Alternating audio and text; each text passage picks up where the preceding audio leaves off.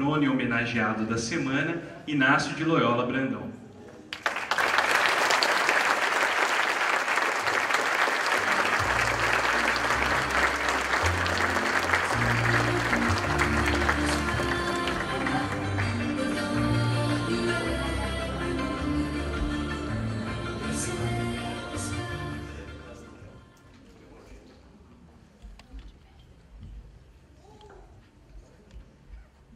Bom, muito boa noite. Boa noite a todo mundo que foi nomeado. Se vocês quiserem, eu repito tudo.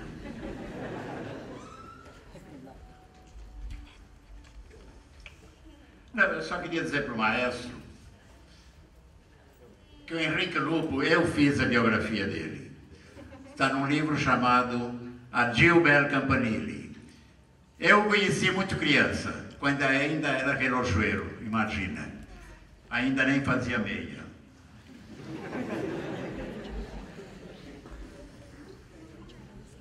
Eu acho que os escritores brasileiros são todos muito pequenos. Porque se eu sou um dos maiores, eu meço 1,68 m. E os outros? Eu realmente, eu não gosto de elogio.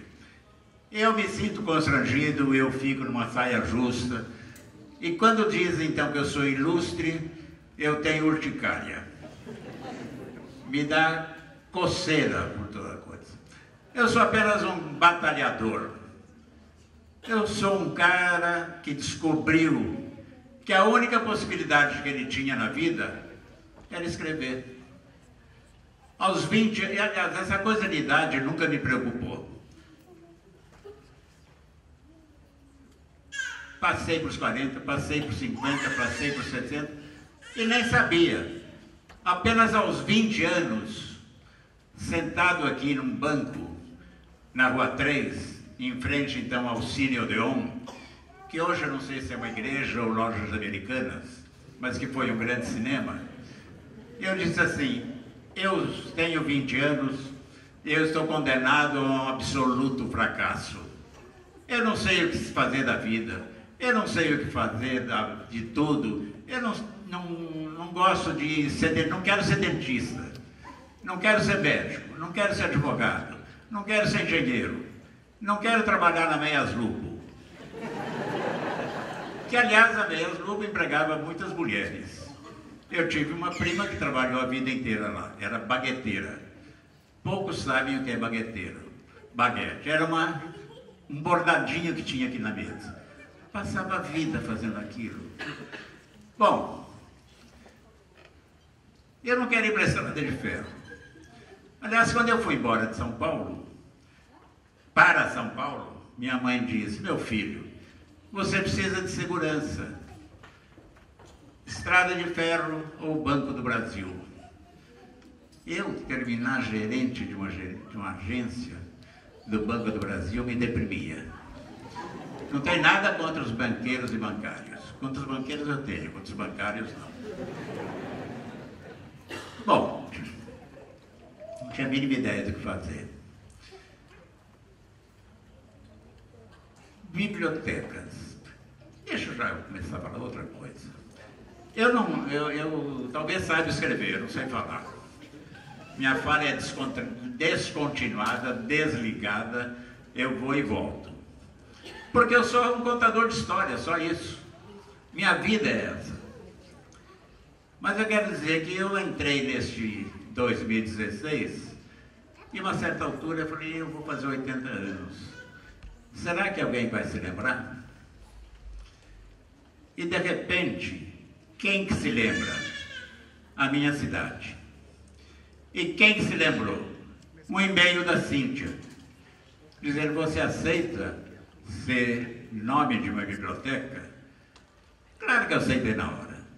E corri, respondi por Sedex 10 para chegar rápido. E aí, porque eu sempre pensei o seguinte, eu tinha muito medo de homenagens. Chega um momento na vida da gente também me dá essas vaidades, essas loucuras. Eu tinha medo de ser, depois de morrer, é claro, de ser viaduto. porque viaduto cai. Principalmente se for um viaduto do Odebrecht. Eu tinha mais medo ainda de ser uma estátua na praça, com um passarinho cagando em cima de mim. Imagina uma estátua de bronze, toda manchada assim. Mas, de repente, a biblioteca me fascinou. Eu achei uma coisa maravilhosa, porque minha vida começou numa biblioteca, a do meu pai, lá na Djalma Dutra, 695, onde ainda tem restos da biblioteca dele. Era um homem que lia muito, comprava livros com dificuldade, porque ele era um ferroviário, e eu fui uma criança pobre, pobre de pé no chão. Eu tinha um sapato para ir na escola todo dia, e tinha dia que eu ia com o pé e sem o pé, fingindo que estava machucado. Depois eu trocava o machucado, do direito para o esquerdo e do esquerdo para o direito, para durar mais o sapato. Claro que eu estou inventando, eu tenho imaginação. Eu faço a minha infância como eu quero, eu refaço e refaço. Entende? E aí, esse homem que comprava livros com dificuldade, na década de 40, gente, ele tinha 1000 livros. Eu acho que ele tinha mais livros do que a Biblioteca Municipal. Então, você imagine que eu já tenho uma ascendência, um gene dentro de mim. Meu avô, José Maria Brandão, pai do meu pai, era um artista. Meu penúltimo livro se chama Os Olhos Cegos dos Cavalos Loucos. É um livro sobre o mestre avô que 100 anos atrás, em Matão, fez um carrossel, cavalo a cavalo, com a mão e com ferramentas rudimentares, porque não tinha nem eletricidade na cidade de Matão. Então, na família tem alguma coisa. A minha tia Margarida, que era uma paralítica, sentava com os sobrinhos netos, tia-avó, e contava histórias e recontava histórias, porque ela tinha um volume grosso dos contos da Carochinha, e ela contava uma história e depois ela recontava essa história. Quando ela começava, a gente dizia: tia, a senhora já leu essa, já contou essa. Eu falei: você espera um pouco. E ela mudava completamente. Então eu aprendi como usar fantasia e imaginação com essa gente. Então eu não tinha como sair. Me dá um pouco d'água assim, tipo, está aí do lado. Eu pedi vodka, mas disseram que não podia.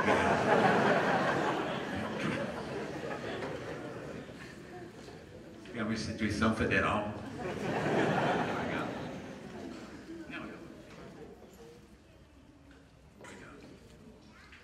Isso aqui é assistência, hein?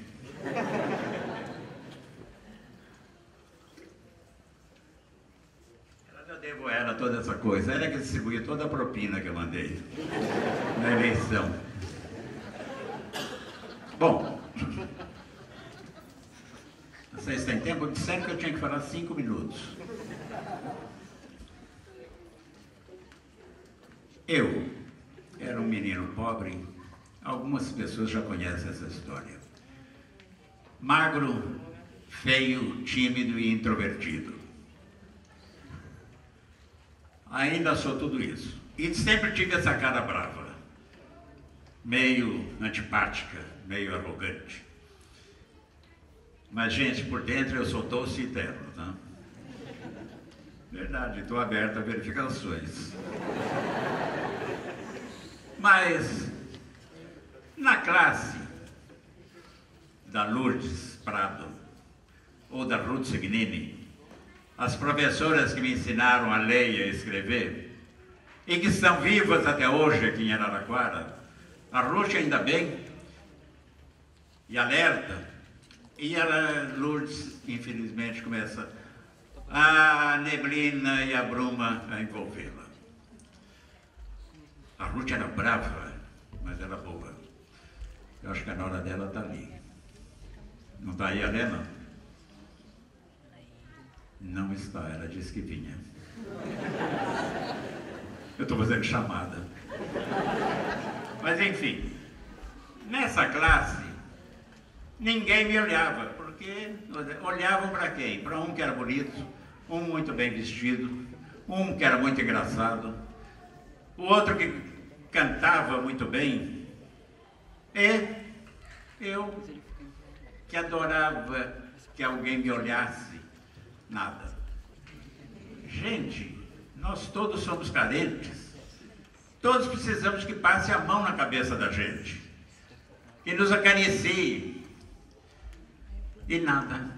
Eu ficava lá naquele fundo, sentado, olhando, e claro que eu dramatizo, exatamente porque eu sou um ficcionista, eu pioro. Um dia, bom, não vendo ninguém que gostasse de mim, me olhasse com coisa, eu me apaixonei pela Branca de Neve. Essa história é famosa. Me apaixonei, vi o filme é de 39, passou em Araraquara em 43, e aí fui ao cinema, me apaixonei, ela correspondia. Na segunda vez que eu vi o filme, eu piscava, ela respondia, ela sorria para mim. E aí, apaixonado pela Branca de Neve, eu odiava os 7 anões. Porque a Branca de Neve, gente, é escrava dos 7 anões. Eu digo no presente porque nenhum personagem morre. Os personagens clássicos são eternos.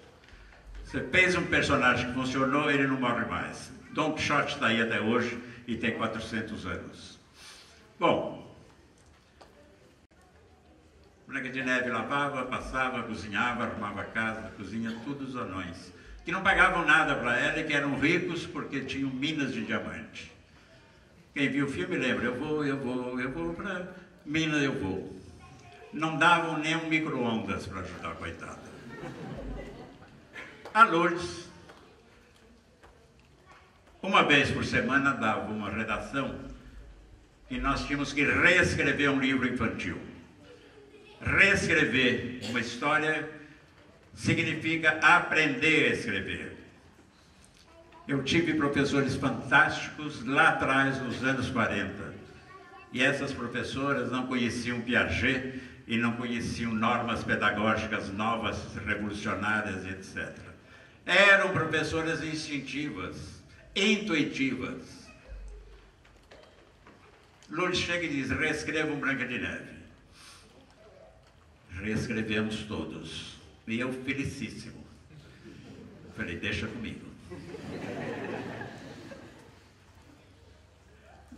Entregamos os cadernos, a gente fazia os cadernos, 2, 3 dias depois ela veio. E olha também a modernidade dessa professora. Ela lia aquela que tinha considerado a melhor. E quem dava a nota? A classe. Já aprendemos, aos 8, 9 anos, a julgar, a aprender a criticar, a avaliar uma outra coisa. Já ali, meninão. A Lourdes disse, a do Inácio foi a melhor e vou ler. E leu. E na minha redação, que aliás se chamava composição, no meio dela, eu faço os anões saindo para o trabalho e dizem, Branca de Neve. Eles eram chatos, impertinentes. E aliás, um dia eu contei essa história numa escola e uma professora levantou e falou, meu senhor, o senhor não conhece? Agora as coisas são politicamente corretas. Eu falei, sei, não posso dizer negro, afrodescendente, não posso dizer aleijado, deficiente físico. Ela falou assim, anões também não. Eu falei, como falo? Verticalmente prejudicados. Aí, eu, na minha história, os 7 verticalmente prejudicados vão para o trabalho e comandam aquela pobre menina, sempre com aquele vestido branco, godê, uma faixa vermelha aqui, outra faixa vermelha aqui, Eu achava lindo. Outro dia eu vi de novo, ela era muito cafona. Tadinha. Bom, Branca de Neve, vá para a floresta. É primavera, tempo de cogumelos, de champignons. Escolha os mais frescos e façam uma sopa. Foram embora e Branca de Neve pegou sua cestinha, a tarde inteira, escolheu, veio, fez, colocou na mesa, os anões chegaram, comeram e caíram todos mortos. Branca de Neve só tinha escolhido cogumelos envenenados. Vingou-se a Branca de Neve? Não, eu é que vinguei. Literatura, no fundo, gente, é uma espécie de vingança. Entre aspas, claro, não é essa vingança de assassinar, matar, triturar e tudo aí. É uma vingança contra as condições de vida que a gente vive. É a crítica dessa sociedade em que a gente circula. É uma vingança contra nossas rejeições, nossos fracassos, nossos conflitos interiores, nossos complexos, tudo isso o escritor põe para fora. É por isso que a gente não vai para o hospício, porque tira tudo. E por que a gente gosta dos livros? Porque quando você lê um livro, e esse livro reflete o quê? Você fala, eu gosto desse livro, você não percebe, mas é que aquele personagem e aquela situação é a que você vive na vida real.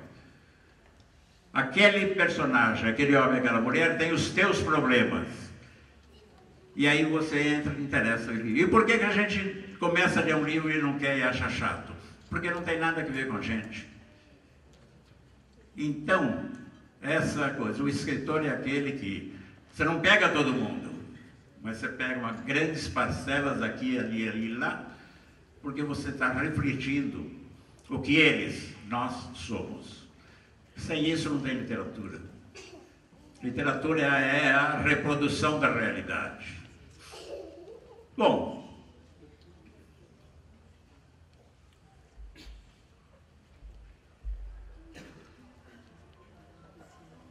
vodka mais fraca. Quando a Lourdes acabou de ler e os anões caíram mortos, aquela classe, porque criança adora uma sacanagem, uma maldade, deu uma gargalhada. E a classe inteira virou e me olhou. E naquele momento, aquele menino Inácio, lá naquela escola da Rua 8, esquina da Rua 8, com a Djalma Dutra, se sentiu olhado e admirado. Mesmo porque todo mundo saiu, foi para o recreio e disse, o Inácio matou os anões. Foi o meu primeiro instante de celebridade. E a Lourdes disse uma frase que foi a primeira grande lição de técnica literária que eu tive na minha vida. Quando o final de uma história surpreende, espanta, essa história foi bem sucedida. E você vai lembrar sempre. Até hoje, cada vez que eu começo um livro, um romance, um conto, uma crônica, ou seja o que for, eu procuro caminhar para um final que surpreenda. Se consigo, tudo bem. Se não consigo, eu fico insistindo até que chegue a um ponto que me agrade, que eu acho que vai ter esse efeito. Meu nome numa biblioteca. Eu tenho uma amiga, eu sou da Academia Paulista de Letras, e eu tenho uma amiga, Lígia Fagundes Teles, que a maioria deve conhecer, que ela diz uma coisa muito interessante. O que eu quero são glórias quentes. As glórias frias não me interessam. E eu vou usar a palavra da Lígia, porque glórias frias são aquelas que vêm depois da morte. Depois que eu morrer, eu, usando a minha expressão de Araraquara, depois que eu estiver lá no São Bento, com um granito em cima, e meu nome em bronze, também ladrão está roubando todo o bronze de cemitério. vão roubar até meu nome. Eu não quero mais nada, gente. Glórias quentes são essas que eu estou vivendo nesse momento, com alegria, sentindo essa plateia, e sentindo o amor das pessoas, e sentindo o afeto. E isso é que me leva a continuar a escrever. Então essa foi um momento muito emocionante para mim. E chego aos 80 anos com esta coisa. Meu pai adoraria ver isso. Ele tinha a noção da importância da biblioteca. E eu tenho, porque eu percorro esse país de alto a baixo. E vou a todas as bibliotecas. Vocês não têm ideia de quantas bibliotecas eu já fui. Inclusive, uma parte do meu romance Zero, eu escrevi aqui na Biblioteca Municipal, quando era na Rua 4.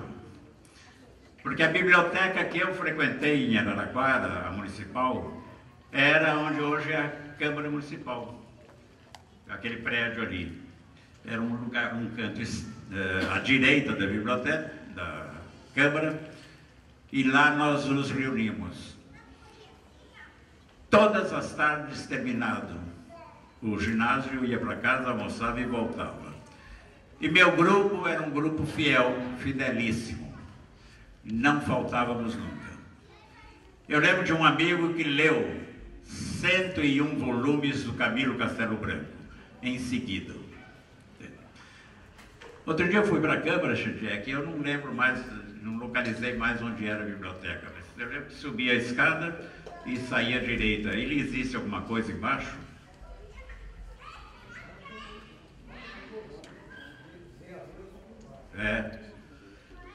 E que tinha o Candão famoso, o dono do prefeito. Mas enfim, nós frequentávamos a biblioteca, e a biblioteca, no começo dos anos 50, tinha a coleção completa do Jorge Amado. Mas o prefeito e o presidente da Câmara, aliciados pelo padre, tinham proibido as mulheres de lerem Jorge Amado. Então o bibliotecário tinha a ordem de esconder Jorge Amado e não dar para a mulher. Aí um dia, o nosso grupo praticamente mandava na biblioteca. A gente ia todo dia. A gente atendia as pessoas, sabia onde estavam os livros, principalmente as mulheres, a gente ensinava onde estava tudo, dava livro para ler. Foi um bibliotecário maravilhoso chamado Marcelo Manaia.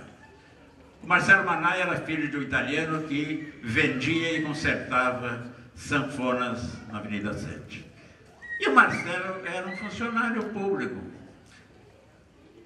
E o que aconteceu? Como acontece ainda hoje, de repente eles pegam um funcionário ou uma velhinha que já vai aposentar e falam: vai para a biblioteca, fica lá, aquela senhora. É verdade, é o grande problema ainda. A Cíntia sabe disso e se referiu a isso. E fica lá aquela boa velhinha, não tem a mínima ideia onde está. Mas o Marcelo sabia e ficava com seu cigarro de palha. E a gente um dia disse para ele, nosso grupo: abre e dá o Jorge Amado para as mulheres lerem. Foi um sucesso, a biblioteca ficou assim. E todo mundo elogiou. E ninguém perdeu a virgindade por ler Jorge Amado. Né? Ao contrário, adquiriram grandes conhecimentos. Mesmo porque todos os palavrões e as cenas ditas fortes e eróticas estavam todos rabiscados a lápis.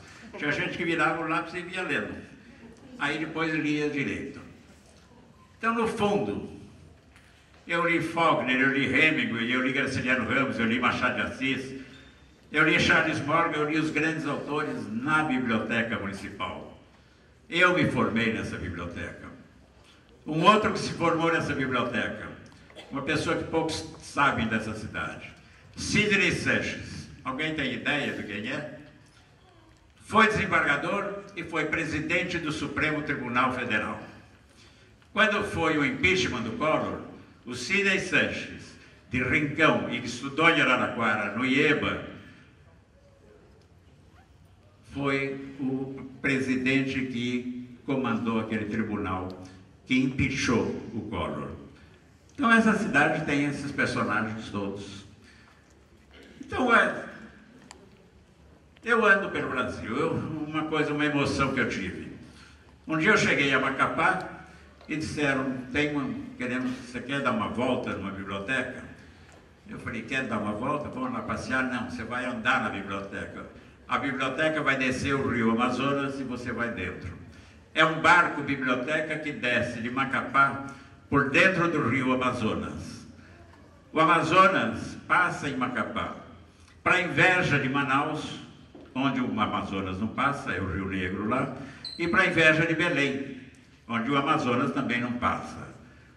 Lá é o Gumá. Então eu desci, e essa biblioteca vai descendo, flutuante, você parava, fazia palestras naquelas escolas ribeirinhas, ou seja, pelo buraco do assoalho eu via o rio passando embaixo. E essa biblioteca vai deixando livros, e vai deixando livros, vai deixando livros, e depois recolhe. É que quando se fala em pesquisa de leitura, não se conta classes B, C, D, e nem esse povo dessas regiões. Pega uma classe A e B. E a classe A e B lê o quê? A lista de best-sellers da Veja. Que é tudo uma besteira. Eu, aliás, várias vezes que eu estou numa grande biblioteca, chego e pergunto para a bibliotecária, como é que você compra os livros? Quando compra e quando o prefeito dá verbas, ela diz, eu pego a lista da Veja, da Isto É, e compro. Eu falei, mas você nunca imaginou pedir para uma professora de letras e coisas sobre livros realmente interessantes? Não, eles gostam disso que eu dou. Uma vez aqui em Patrocínio, Minas Gerais, eu fui fazer uma palestra num evento que tinha, mas eu fui à biblioteca. A biblioteca é uma gracinha de biblioteca. Cheguei lá e falei, tem algum livro de Inácio de Loyola Brandão? A mulher que estava lá disse, não, nem sei quem é. Eu falei, quantos livros tem a biblioteca? Ela falou, não tenho a mínima ideia. Eu falei, a senhora é bibliotecária? Ela falou, não. A bibliotecária, ela saiu, ela foi no manicure e foi fazer o cabelo, porque ela parece que tem que ir uma festa hoje. Ela me deixou aqui vigiando e disse, se alguém pediu livro, você disse que hoje não tem. Eu falei, e ela faz sempre isso? Ela faz sempre. Eu adoro, porque eu comecei a ler. E então eu gosto de ler, eu adoro quando ela vai embora e me deixa. Então, 15 dias, a faxineira ficava lá. Pelo menos gostou de ler. Agora era essa a mentalidade que você vê por aí esparramada. Ao mesmo tempo, um dia eu cheguei em Joinville, muitos anos atrás, num colégio que tinha, eu acho que mudaram, um nome horroroso. General Emílio Garaçazu Médici. Entrei lá, fui numa classe, uma parede com estantes, repleta de livros. Fui para outra classe, cada classe tinha uma estante com pelo menos 1.000 ou 2.000 exemplares. Aí eu falei, nossa, o que é? O prefeito dá? O prefeito dá? Não. Um dia nós decidimos pedir na lista de material para os pais. Se você quiser, por favor, colabore com um livro infantil para a biblioteca da classe do seu filho. No primeiro ano, 2 contribuíram. Continuamos a fazer. No segundo, 5, no terceiro, 20. E aí chegou um momento em que todos os pais contribuíram e até hoje todos os pais continuam a contribuir. Então também tem um pouco do esforço do professor, tem um pouco de esforço da comunidade. Bibliotecas podem ser feitas e devem ser feitas. É o único lugar onde você lê livro de graça. E é o único lugar onde você tem que ter acesso ao livro. Nunca me esqueço, uma vez eu me separei, minha ex-mulher mudou para Campo Grande, com meus 2 filhos. Um dia eu fui visitá-los e o Daniel, mais velho, chegou muito tarde. E eu falei, nossa, Daniel, o que houve? Você atrasou o almoço e tal? Ele disse, pai, eu tive um castigo. Eu falei, qual foi? Eu fiquei preso 2 horas na biblioteca. A biblioteca nessa escola era a prisão, era a punição. Então você sai com ódio de um lugar onde você é punido. Eu fui lá falar com a diretora. Falei, olha, eu vou reclamar no Conselho Regional do Ensino. Não reclamei, mas escrevi uma crônica contra ela no estado de São Paulo. Literatura serve para isso. Bom, eu estou falando demais, mas eu quero fazer uma coisa importante para mim.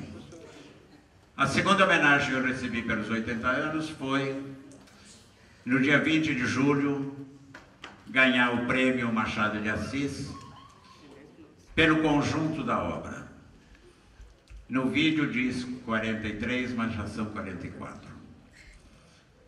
E isso também me emocionou. Quer dizer, as duas grandes coisas desse ano que me emocionaram. O Machado de Assis e ser nome de uma biblioteca. Aliás, 44 livros, eu encontro muitos amigos ainda da minha época, mas são aqueles da minha época, eu digo porque são pessoas com quem eu estudei, e eu chego e eles dizem assim, oi, Inácio, nosso tempo que era bom, não?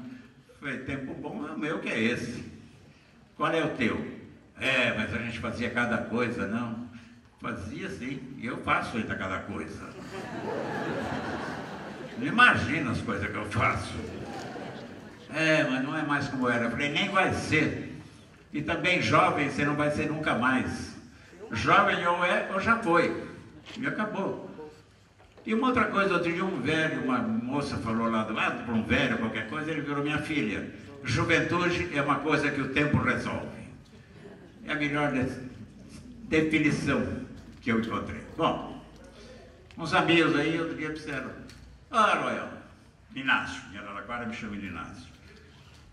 Você fez um pecúlio, uma poupança para a velhice? Eu falei, não, eu já cheguei na velhice. Eu vou ultrapassar a velhice. Mas não fez? Ah, fiz sim. Eu falei, lembrei. O que você tem? Quanto é? Eu falei, 44 livros publicados, em 15 línguas, pelo menos 20. Tá bom? Mas quanto eles dão? Eu falei, não tem conversa. E outra que virou para mim e falou assim, como é que é, Inácio? Você não trabalha mais, só escreve?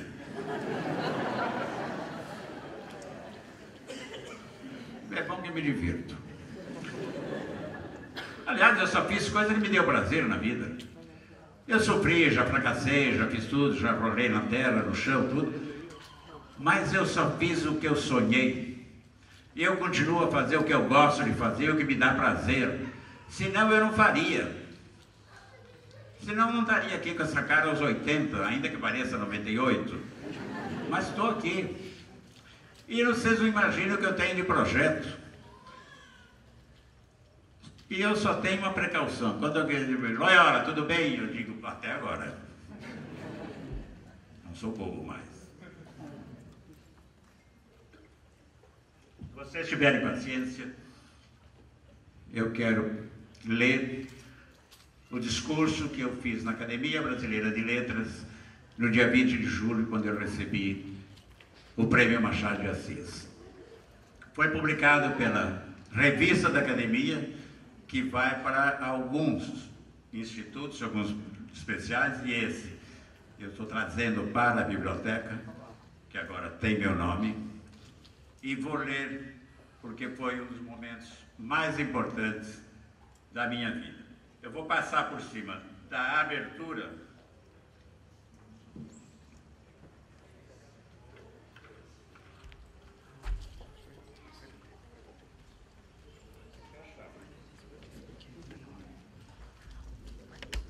Quando a acadêmica Nélida Pinhon afirmou que o Prêmio Machado de Assis confere ao autor o título de Mestre da Narrativa, eu alegrei-me e preocupei-me.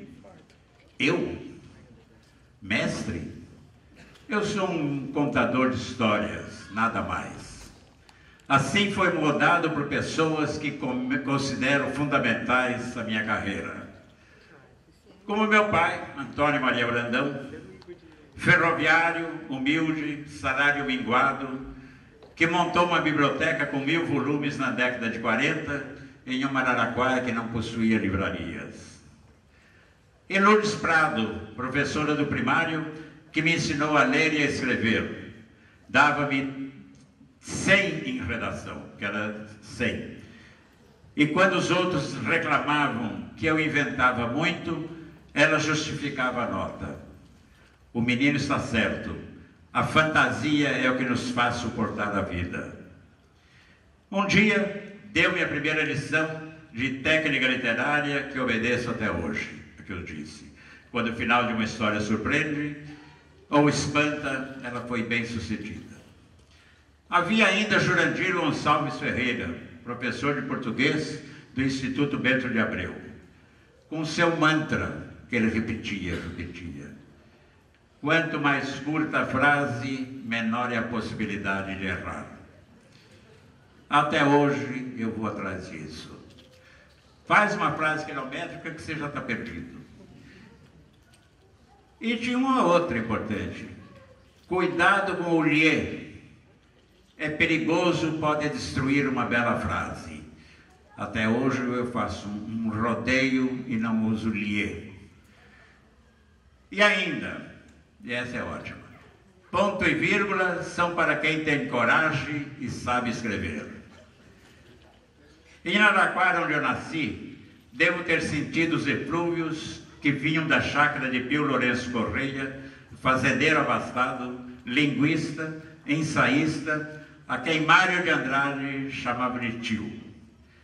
Nessa chácara que se situava na ponta da rua onde eu nasci, que a chácara ainda está lá, na ponta da rua da Avenida de Djalma Dutra, Mário escreveu Macunaíma, publicado em 1928, e costumava, no fim da tarde, contar trechos do que tinha escrito naquele dia a uma ouvinte fascinada, a menina Gilda de Melo e Souza, depois casada com Antônio Cândido e mãe de Ana Luísa Escorel, também escritora e editora, presente nessa sala.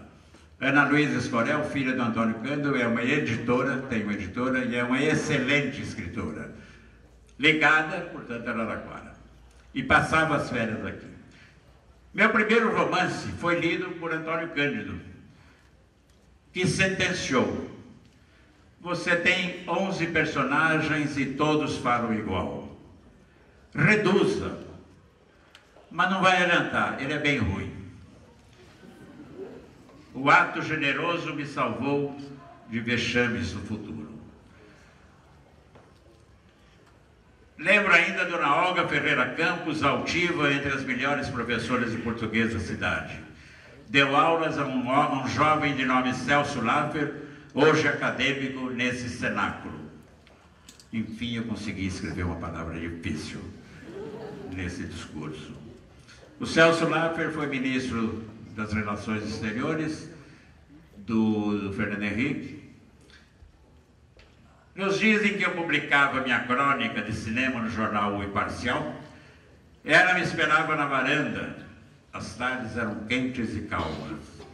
E me chamava para dentro e, impiedosa, analisava o texto, ainda que explicasse as normas gramaticais com ternura.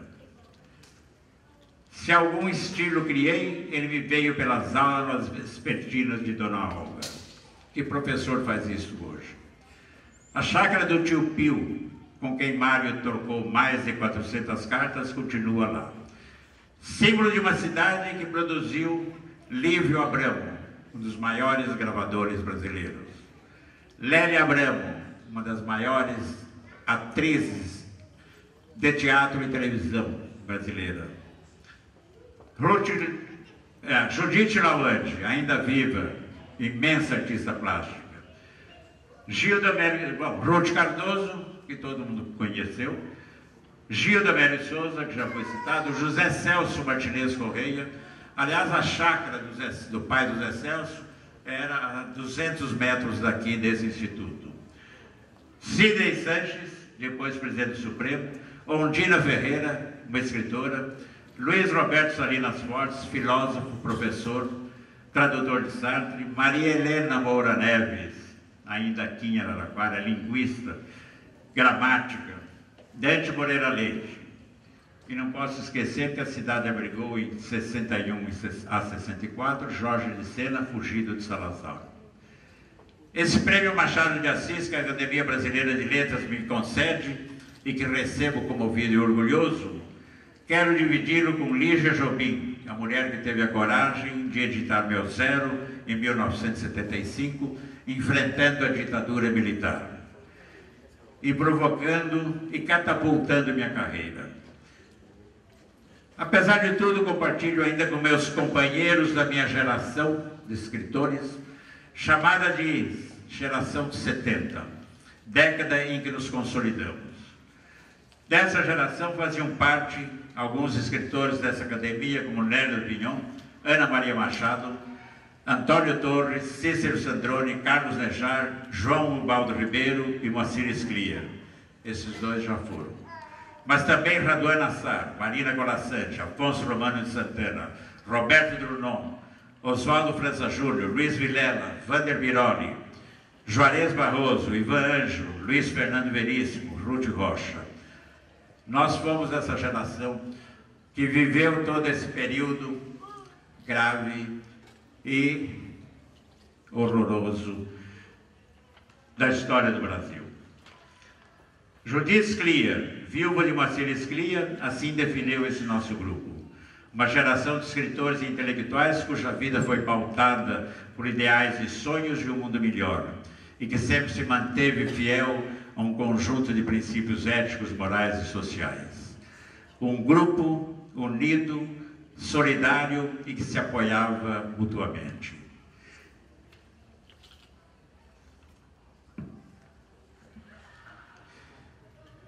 Eu pulo um trechinho, que coisa. Essa geração, a partir do ano de 75, saiu convidada por escolas, faculdades, igrejas, entidades e saímos viajando por esse Brasil inteiro. Viajamos e ainda viajamos de avião, ônibus, jardineira, carro, do que fosse. Entramos e saímos de hotéis, falamos em teatros, circos, auditórios, igrejas, grêmios universitários, quadras esportivas, estações ferroviárias desativadas, em centros culturais e praças públicas. Dentro de 11 dias farei 80 anos. Esse texto foi lido dia 20. Claro, esse prêmio eu consegui com a paciência de Márcia, minha esposa, e dos filhos Daniel, André e Rita. Um escritor não é uma pessoa fácil de conviver. Farei 80 anos, fiz. Comecei em jornal aos 16, publiquei meu primeiro livro aos 27. Na verdade, 29. Nunca parei nem pretendo parar. Não posso. Impossível viver sem projetos, sonhos. Tudo que escrevo foi a verdade. Tudo que escrevi foi a verdade. Desafiei normas, regras, mantive minha liberdade de criação sempre. Defendi esse Brasil que senti, vivi e continuarei a defender em tempos atuais, tão complexos, angustiantes e descabidos, marcados por toda sorte de despautérios. Machado de Assis faria o mesmo.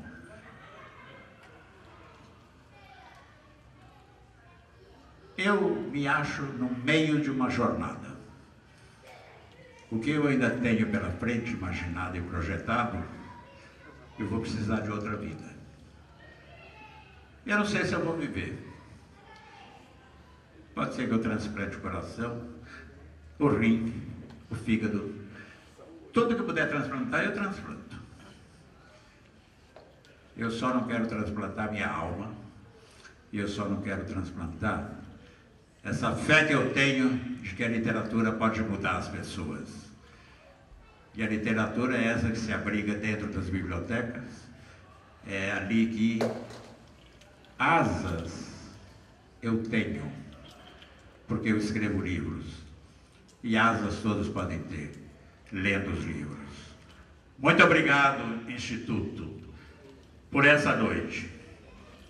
E era isso.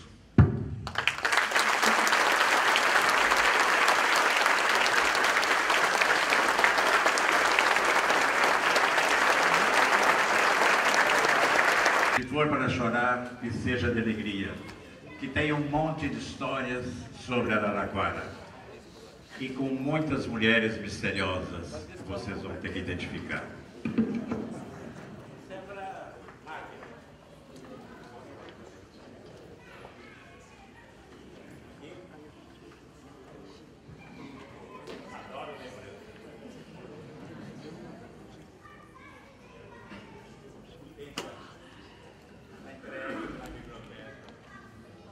Eu vou trazer toda a minha coleção de livros.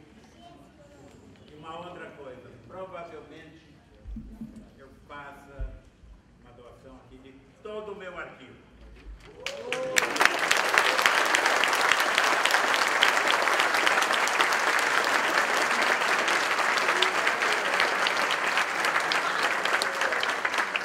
Os originais das cartas de todas as doideiras que eu guardei, das minhas coleções, etc. E eu espero que vocês tenham carinho com isso. Porque a única maneira, vai ficar lá morto na minha casa, na casa do meu irmão, não tá nada. Cuidem dele.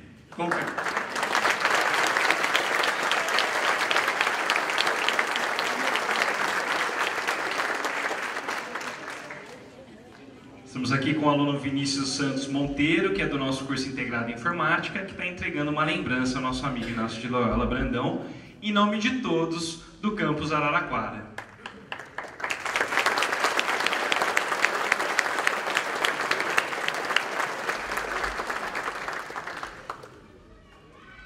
É uma caixa cheia de dinheiro, gente.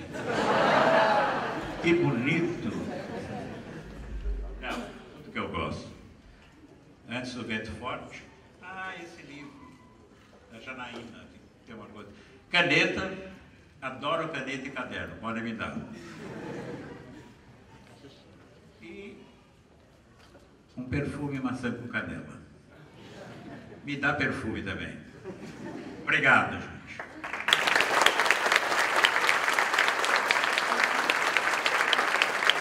Agradecemos imensamente a presença generosa do nosso patrono. Vocês falaram da Sônia e das coxinhas. É uma coisa, nós que escrevemos, nós não sabemos aonde bate aquilo que escrevemos. Vai embora, né, e chega nas pessoas mais diferentes. E eventualmente eu encontro, eu li tal coisa, tal. Hoje no e-mail, me manda um e-mail, no jornal aí eu vejo uma reação.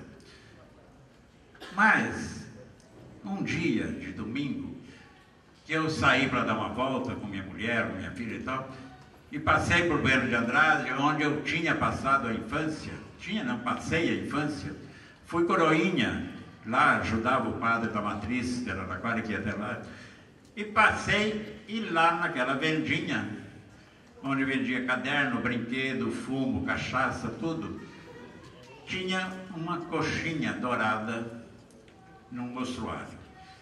E eu perguntei para o senhor que estava lá, e isso foi feito que hora? Ah, minha mulher acabou de fritar. Falei, me dá uma. Eu como tudo que posso. Eu não morri porque eu tenho um estômago de louco e porque quando você come com prazer, tudo faz bem. Entro e como essas linguiças com tomate e coisa, asinha de frango, tudo eu como. Mas aquela coxinha foi um momento especial. E eu comi uma, comi duas, meu cunhado veio, comeu outra e falou, vamos tomar uma cerveja juntos. E ficamos lá, e minha mulher e minha cunhada que estavam no carro lá dentro, cadê vocês? Eu falei, coma coxinha. Comemos coxinha e não almoçamos. Naquela segunda-feira, eu voltei para São Paulo, eu tinha que fazer uma crônica. E o que me veio? A coxinha. Porque foi um momento tão coisa assim, eu olhava a paisagem que me parecia a Toscana. A gente faz o que a gente quer com o olhar e com a imaginação. Lembre-se disso. Senão a vida é uma chatice. Aquela Toscana, aquela coxinha, com a massa de batata e tudo. Eu falei, gente. E aí fiz uma crônica que eu diria que pura poesia. Fui embora. Voltei 3 meses depois, falei, vamos lá comer aquela coxinha. Cheguei lá, tinha uma puta fila. Eu falei, pô, o que está acontecendo aqui? E fui entrando. Aí o Paulo Freire veio e falou, ô, seu Inácio, o senhor viu? Eu falei, viu o quê? Olha o que aconteceu. Alguém leu, alguém foi comer, e alguém falou para o outro, e a coisa foi funcionando, e de repente hoje está aí. Essa coxinha que todo mundo acha que eu estou rico. As tuas coxinhas lá, falei, não são minhas, são da Sônia. Enfim, como é que um texto desse levou uma pessoa, essa passou para o outro e de repente faz toda essa coisa que mudou a vida de uma cidade? Eu tenho orgulho disso. Uma palavra que mudou tudo. A palavra foi feita para mudar, para questionar, para provocar, para transformar principalmente. E vou parar, que senão fica a noite inteira.